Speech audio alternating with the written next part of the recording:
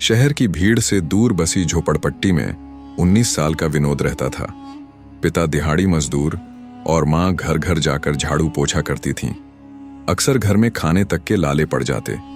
Tin की छत से बरसात में पानी टपकता और गरीबी उनके हर दिन को और कठिन बना देती। विनोद का मन अक्सर बुझा बुझा रहता।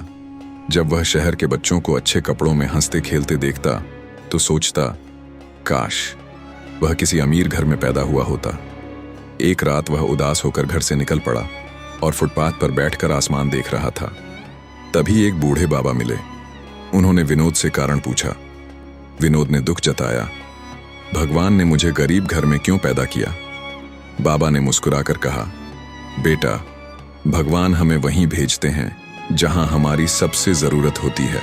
अमीर बच्चे संघर्ष नहीं समझते, लेकिन तुम्हारे पास मौका है अपनी किस्मत बदलने का। मेहनत ही तुम्हारा भगवान है।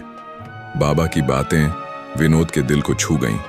अगले दिन उसने काम की तलाश शुरू की और एक हलवाई की दुकान पर काम मिला।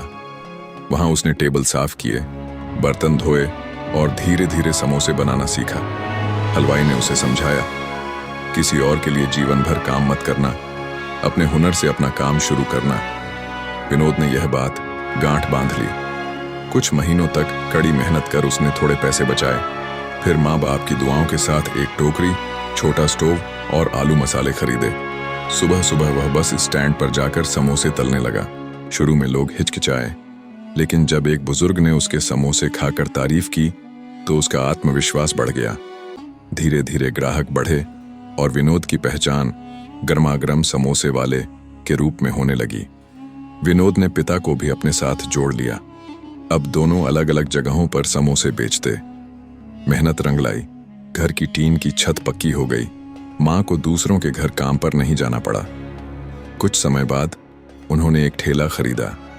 साफ सुथरे बर्तन, 4 स्टूल और मुस्कुराते पिता पुत्र की सेवा ने ग्राहकों का दिल जीत लिया।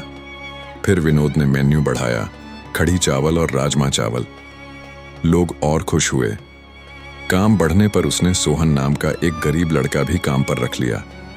गर्मियों में नींबू पानी और सर्दियों में चाय का ठेला भी शुरू हुआ। देखते ही देखते विनोद फूड कॉर्नर इलाके का जाना पहचाना नाम बन गया। कुछ ही वर्षों में विनोद ने छोटी सी लेकिन साफ सुथरी दुकान खोल ली। माँ किचन में मदद करती, पिता काउंटर संभालते और कर्मचारी ग्राहकों की सेवा करते। दुकान पर हर रोज भीड़ रहती। विनोद बाहर खड़ा होकर मुस्कुराता और सोचता, सच है, किस्मत वही लिखते हैं जो हार नहीं मानते। गरीबी से शुरू हुई विनोद की यात्रा ने उसके परिवार को सम्मान और खुशहाल जीवन दिया। उसकी कहानी हमें यही सिखाती है, काम कभी छोटा बड़ा नहीं होता, बस मेहनत और ईमानदारी चाहिए। गरीब घर में पैदा होना अभिशाप नहीं, बल्कि अपनी पीढ़ी की किस्मत बदलने का अवसर है।